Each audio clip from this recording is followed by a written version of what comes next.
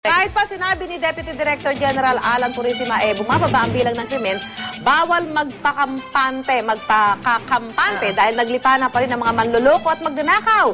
Kaya mag-ingat sa iba't ibang klase ng scam para hindi malako. Eto, panoorin nyo ang report ni John Consulta. Dahil walang oras na makapag-ikot sa mga tindahan ng spare parts, minabuti na lang ng estudyanteng si Jethro na bumili ng shocks para sa kanyang sasakyan sa isang online site gamit ang kanyang cellphone. Dahil maayos naman ang transaksyon, plano ni Jethro na mag-online shopping ngayong Pasko para makaiwas sa siksikan at posibleng peligro sa daan. Iwas parang hold up, pero mga ganun. Yung oras mo? Oo, oras ko, safe pa. Pero ayon sa NBI Cybercrime Unit, dapat mag-ingat ang mga mahilig sa online shopping at online transactions.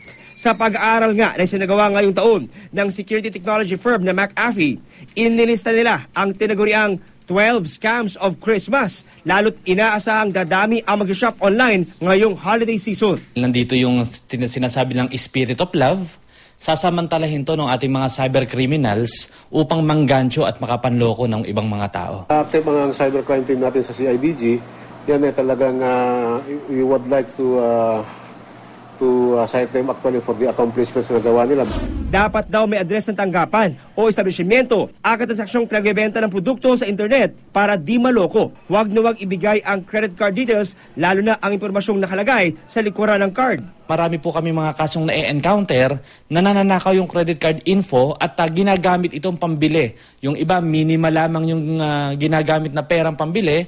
Pero yung iba, malakihan po yung napapurchase, almost hundreds of thousands of pesos. Hindi rin daw dapat basta-basta magbubukas ng sulat at electronic greeting cards mula sa hindi kakilala dahil maaring may virus o malware ito. Sakali raw ito makapasok sa inyong computer, maaari na ito makontrol ng cybercriminals at makuha ang data ng iyong computer. Maging mapanuri rin daw sa mga naglipa ng promo o malalaking discounts na ino-offer ng mga travel agencies. Marami sa mga ito galing sa peking operators at tanging habol lang daw ay makapangganso. John Consulta, GMA News.